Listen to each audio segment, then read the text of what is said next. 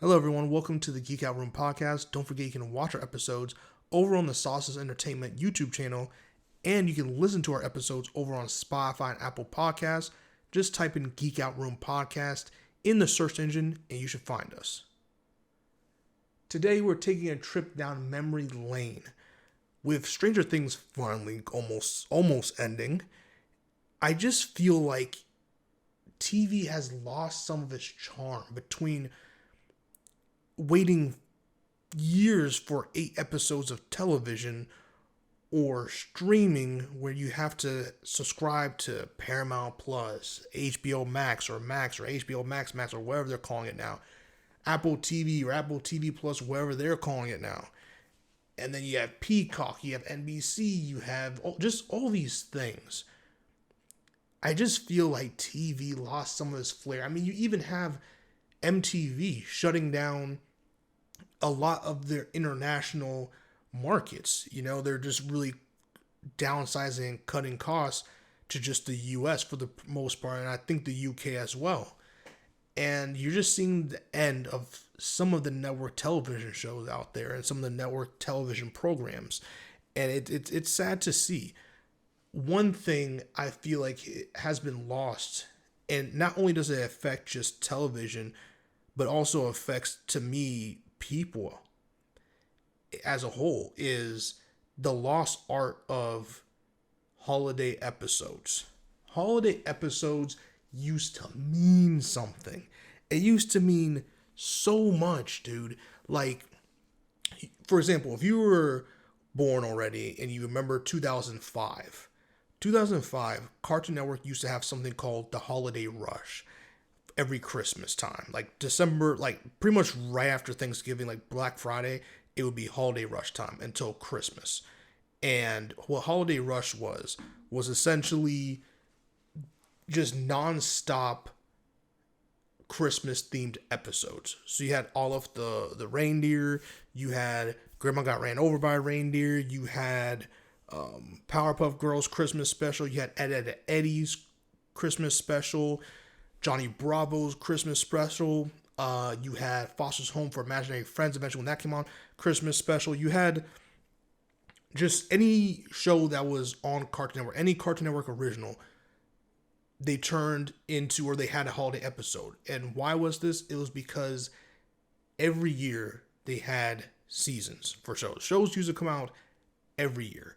And not only that, there used to be at least like 24 or so episodes. And they would, because they had it scheduled, they would know, hey, we have an episode for Halloween, we have an episode for Thanksgiving, and we have an episode for Christmas. So we can plan around that, and we can have these special episodes that will drop during those times.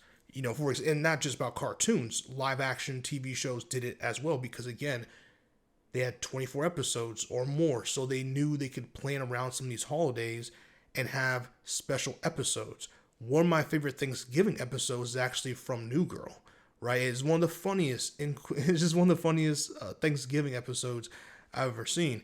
And I know it's controversial to say this, but The Cosby Show also had fantastic holiday episodes. Like, holiday episodes used to mean something. It meant the holiday season was here. Now everything is so monetized, commercialized, and it's funny enough, back in the 90s, early 2000s, and mid 2000s, there were plenty of commercials targeted towards children for toys and theme parks and all this stuff. It's not like commercialism had just started with the advent of social media and that kind of marketing, but it wasn't all the time 24/7 in your face. Because of social media and how where cell phones are now and media in general, advertisements don't shut off. It doesn't stop with the TV. You know, it used to be it just stopped with TV. Once you were done watching TV and you went out to go do anything else, that's stopped. I mean, yeah, you had your oh man, it's been such a long time for that they've really been relevant. But you had like bus stops still have ads, print ads on there. You had your radio ads, of course, which was way huge, before social media and all the internet and all that kind of stuff really took to where it's at now. You had, I won't say bulletin boards, but you had like on the freeway. I don't know why I'm forgetting the name right now. I'm just drawing a blank. When you go down the freeway, you have those huge boards that had like usually lawyer ads or something like that. So you had all those things. Malls had plenty of print ads, all these things. So it's not like advertisements and marketing wasn't always in your face, but it just felt like you could escape it sometimes. It really felt that way, but now it feels like it's always on. And so why I say all that, it's just that it just feels like we're being robbed of something so great. Okay, media plays such an important part in our daily lives, and it just sucks to see that with streaming, because streaming they just can batch the episodes and drop it whenever, wherever, with no types of thought about it. And because streaming is endless and evergreen content, essentially, it's like you can watch a Christmas or a Halloween episode. You can watch a Halloween episode in July. You can watch a Christmas episode in May. You know what I mean? Like, and there's nothing wrong with that per se, but there was something special about TV used to be this event. Television used to be an event. Every time, because if you missed an episode, you missed an episode. You weren't going to talk about the next episode of Dragon Ball Z with your friends the next day because you missed it. You weren't talking about the latest episodes of Grey's Anatomy because you missed it. You weren't talking about the Cartoon Network Holiday Rush first year because you missed it. For example, this isn't like holiday things specific, but I missed the series finale for two Cartoon Network shows. I'm sure I can look it up now, but I was devastated when they first came out. And that was Foster's Home for Imaginary Friends. I missed the series finale for that and still never finished that show like that last episode. And then I think My Gym Partners as a Monkey, I missed that series finale as well. I think I missed those two, and I never to this day have seen it. I've seen every episode except the final episode. And yeah, TV used to be an event, right? Like, where you remember where you were when you watched season 1 of 24. You remember where you were. You remember where you were when you watched when you were watching these Holiday Rush episodes, for example, for Cartoon Network. You were probably like around 8 or 10 years old, and or 5 years old, depending where you were at the time, age wise, and you were sitting down on a Friday night, and you had a long week of school. But guess what? You have some hot chocolate, and you have Billy and Mandy, the Group Adventures of Billy and Mandy holiday episode, where or it's Halloween time. Halloween's right around the corner, and you're really hyped because you're in school, and there's a school event, but then you get to go trick or treating with your friends. And guess what? You have the Group Adventures of Billy and Mandy episode. You have the Ed Eddie Halloween episode. You had Hocus Pocus coming on Disney. You had so many different. Media was such an event. It was just an event, man. And I just feel like that special aspect of TV is what made TV so great. Because at the end of the day, especially for sitcoms like The Cosby Show or The Fresh Prince of Bel-Air, Friends, just all those stuff, you invited. It felt like they were a part of your family. Like, you invited them into your home because you're watching television.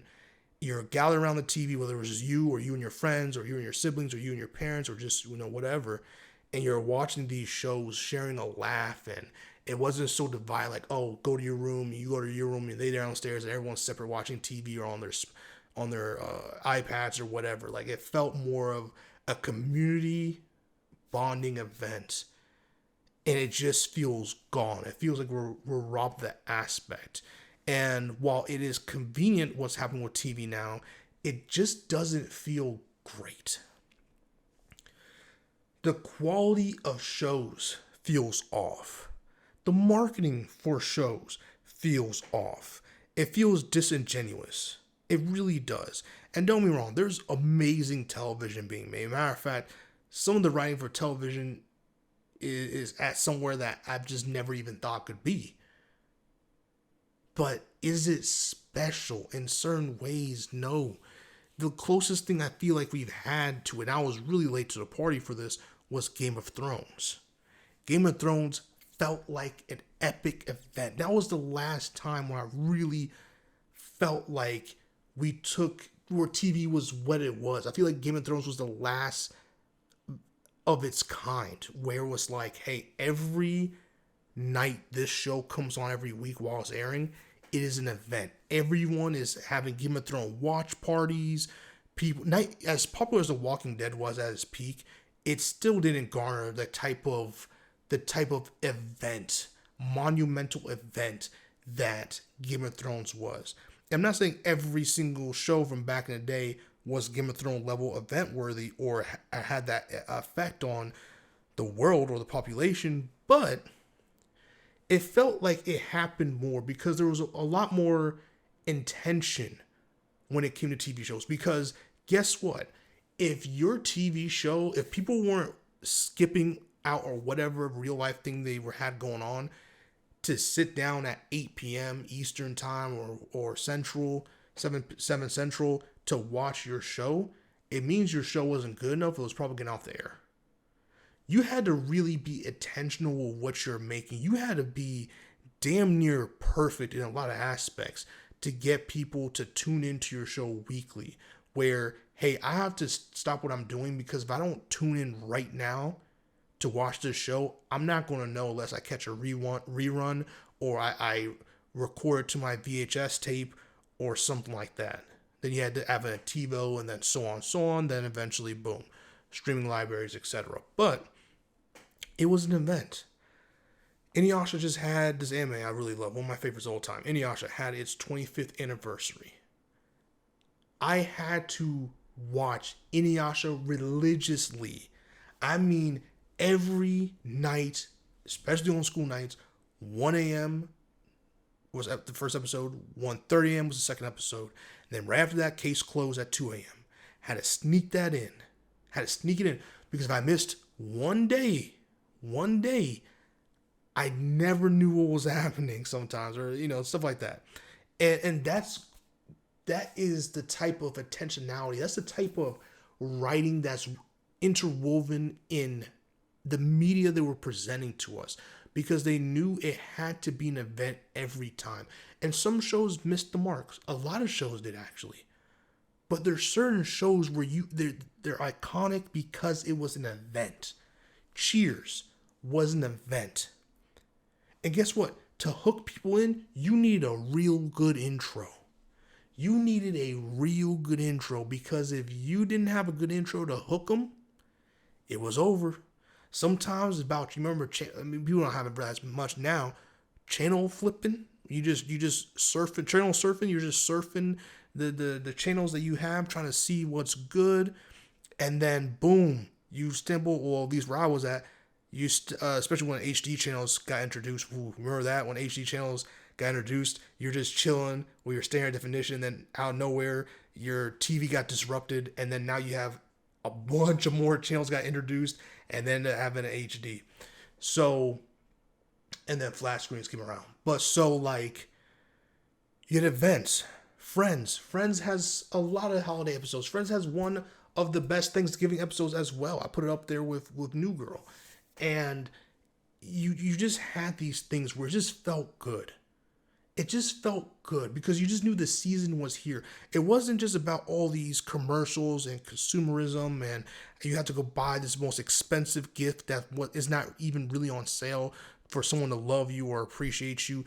It just used to be about decorating your house, knowing that every time you flipped on the television, you had some type of really Christmas or Halloween or Thanksgiving or fall or winter like show or programming coming on that can help set the mood. You get your hot chocolate, you get your seasonal drinks or food. Now it feels like it's just so much selling.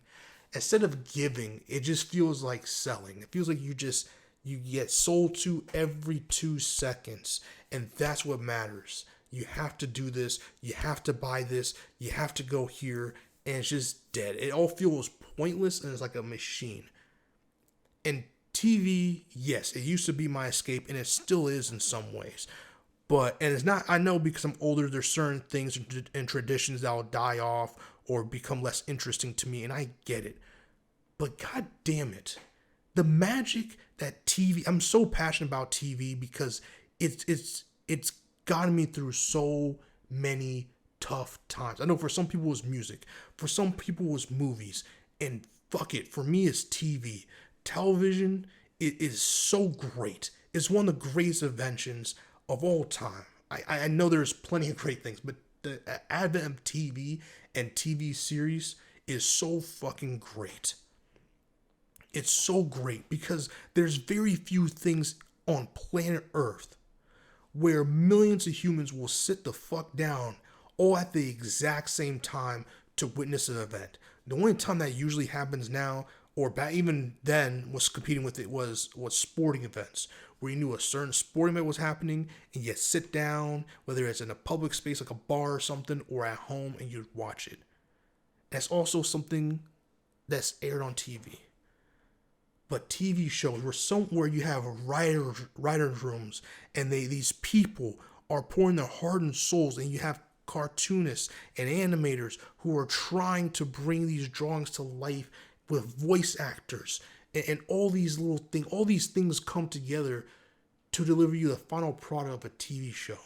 And people would be so great at their craft that they got thousands upon millions of people while their run is going every night or every week to sit down and tune in. And it's such a beautiful, beautiful thing to watch. And I get movie stars are big and soccer stars are big and all these things. But let me tell you one of the most underrated quote unquote celebrities out there, and that's the TV star.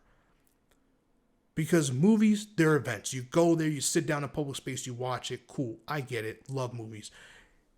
People on television, you invite them into your house. They're a part of your family. They're a part of your daily ritual at home. That is sacred. That's sacred, and I really believe that it wasn't appreciated enough per se, but we lost the sauce somewhere down the line where we said streaming. Because streaming you can take with you anywhere. You can be on a bus, you can be on a plane, you can be in a different country, you can be on a boat, wherever. You can just be somewhere. You can always take it with you. It's always there. And it's convenient and it's great, especially how hard people have to work these days. And I understand. But man, oh man, the idea of, hey, I got to sit down if I want to witness this show or the season finale of this and that. It's just, it used to be different. And it really sucks that it's gone. But like I said, I'm just really a passionate guy about TV, and I just hate this streaming shit now where it's like, oh, we're gonna have like Stranger Things is such a weird thing.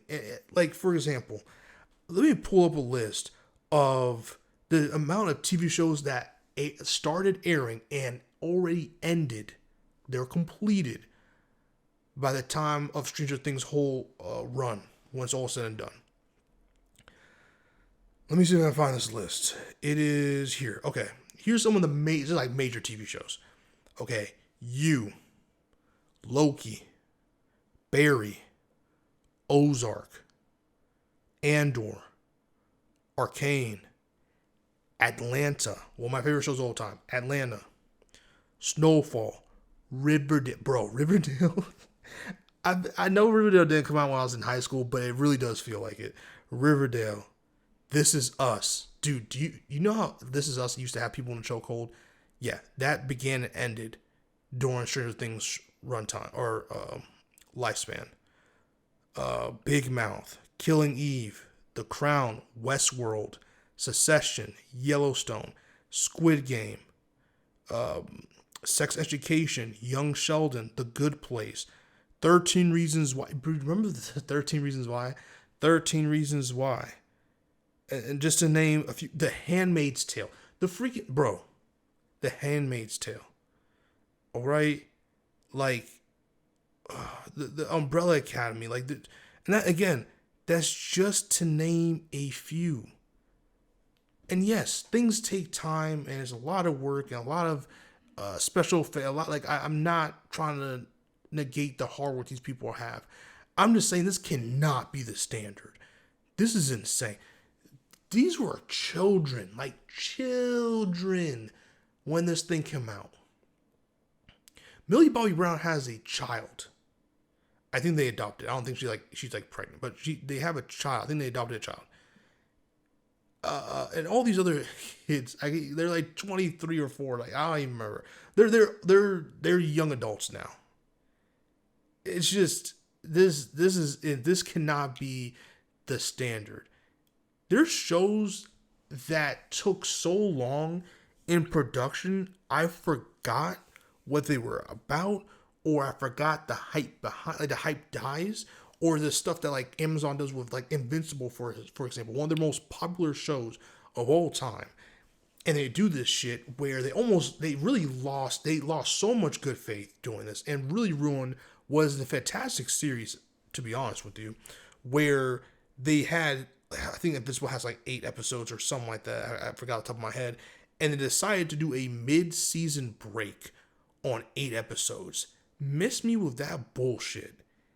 8 episodes? And not even like a mid-season break. Hey, it's a holiday break. We're going to take like 2 weeks off because we know it's the holidays and people won't watch. And no, they took months off.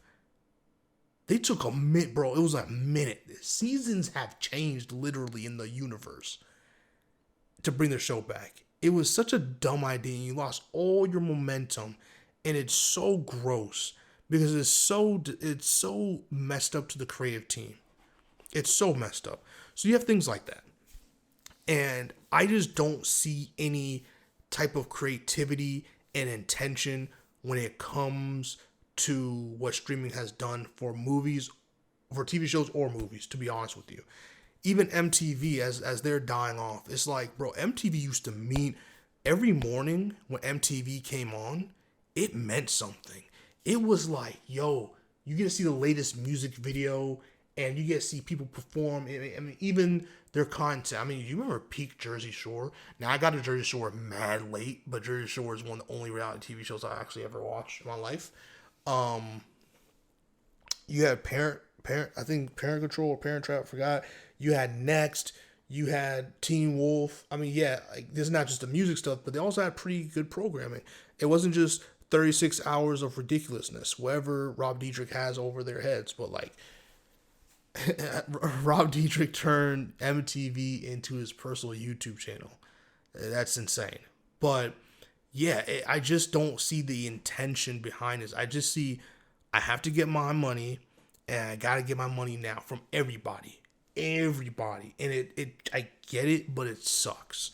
Even if that's what it was back then, and I'm sure it was. Money's always a great motivator, right, for things like this. But there was so much creativity and so much intention and so much joy and fun that I felt going into this when it comes to TV shows and certain things. Or you remember when a company like Cartoon Network owned so much IP that they could do their own crossovers. Nickelodeon did this too with the Jimmy Timmy Power Hour, and they'll do those things with the Very Odd Parents and Jimmy Neutron. Or you had Sweet Life on Deck, or not Sweet Life on Deck, Sweet Life of Zack and Cody, That's So Raven, and I think Hannah Montana, and they would cross over. Or you have the Disney Olympics and stuff like that. You just creative ways to really, it just felt like so much more attention, and you'll never see Netflix do that where they have, these shows and they're like, hey, let's do trivia with like the actors from these shows. Like, hey, how well do you know each other's shows? Or let's have an Olympics with the Stranger Things kids and the kids from, I don't know, like another show they have or something like that. Like, it never will be there. There's no magic. There was no fun. And I know for back in the day, there was a payment issue, I'm sure, where a lot of actors had to do a lot of overtime stuff and didn't really get paid for it or anything like that. And I get that. So I get the business side behind it. But I just wish that I do think there's a way to properly compensate people and still have these creative endeavors. And I feel like it's dead. The event era of TV to me is completely dead. And it just doesn't feel real, and it sucks. It sucks 'cause I'm an adult now, and I just feel like adults back then, when it came to television, had it really good. They really did. And I hope that we can bring that spark back to television because it means so much to me. And right now, it just feels like they're making anything and everything with no type of care when it comes to the overall presentation and the contents of what they're making. So like, comment, subscribe, and share. Let me know your thoughts on the TV era. Maybe I'm just a pessimist, but I really like to know your thoughts. Don't forget to like, comment, subscribe, and share. See y'all next one. Keep geeking out.